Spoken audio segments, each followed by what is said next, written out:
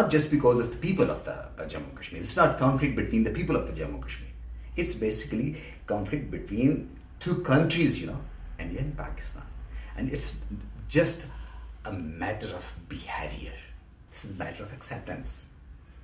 This is the basic obstacle to the peace.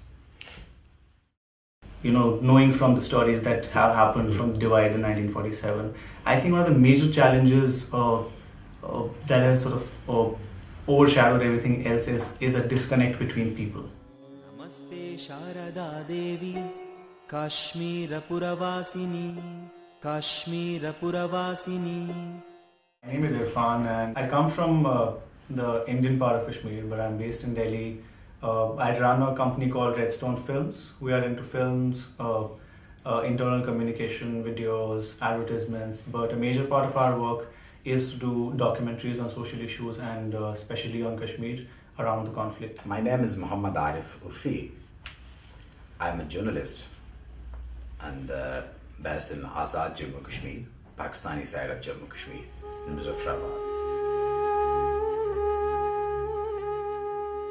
We also work with children in Kashmir. We basically give exposure to these kids to theatre, to films, to various other formats of sort of expressing their own stories firsthand. And what's it like working with those children? These are all mostly kids who have had direct or indirect contact or effect from the conflict. To be able to sit with them and make them believe that it's okay to share their stories with me. These kids trust everyone who gives them a hope.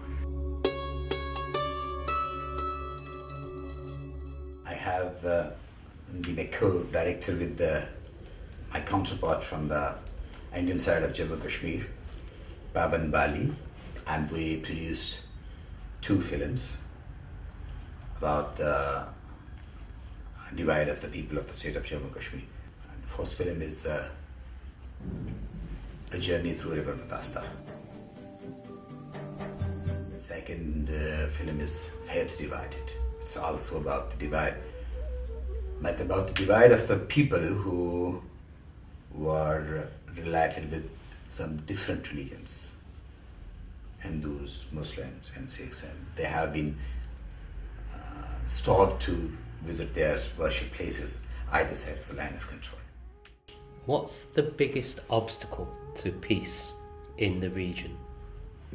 The Kashmir issue has a history of about 6-7 decades, It can't be one because the problem doesn't have a single statement. It's very complicated.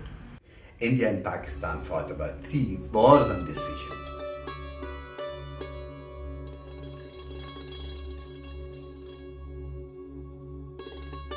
What conflict does, it affects the family structure to the basic block, right? It disturbs how families live their everyday life. Conflict itself, a worst thing, The divide actually made people who had lived for centuries together strangers. Strangers not because they wanted to be strangers, but because they had no access to each other's lives. They are forced to meet each other on the banks of the river. They don't have a way to cross LOC, to cross the certain points, which is very bureaucratically very difficult to cross because they gather on the river and they wave each other. They put some letters with the stone and throw it across the river, and a relative on the other side, he put that letter and read and replies, write it on the paper and bind it with that stone and throw it to the Pakistani side of Jammu and Kashmir. It is the way of communication here. Could you imagine? I think that needs to be challenged. There has to be free access to people to be able to tell their own stories to each other, communicate without any third facilitation. Do you think there can be communal coexistence between the different religions and communities? Is that something you believe in? It exists there. We've been Buddhists, we've been Shaivites, we've been Muslims for centuries, right? and to be able to survive together on the same land, it speaks at how tolerant and how respectful of people were of each other.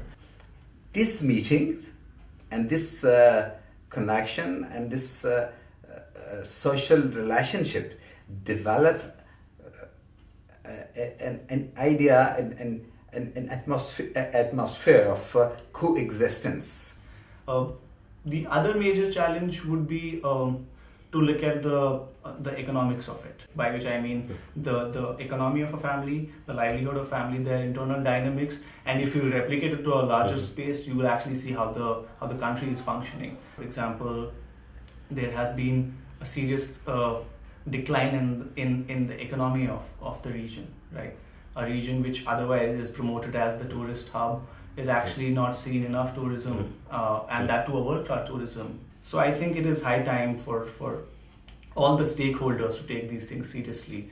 They have some particular way of thinking and point of view because of their some certain style of education, Sort of increase the awareness about the Kashmir issue, and together they can work on the models with visible options for economic uplifting of the region. So there are a lot of possibilities, and it's actually a healthy state for all three of them to sort of sit together on the same table, only to realize that there is very little disagreement and differences in each one of them. Are you optimistic for the future? If I wasn't, I wouldn't have been doing what I have been doing. I think I borrow my optimism from the people that I have worked with. I can see along with that resilience, those strong sense of hope of a peaceful coexistence from the people that I have met in Kashmir. Even if sometimes I'm a little less optimistic, I would like to go back and have a chat with my grandmom and ask her, hey, how was it 20 years ago? So she'll tell me a story, and I my faith and optimism is reinstated after that. So I have no other option but to be optimistic. Mohammad Irfan, thank you very much. Thanks a lot.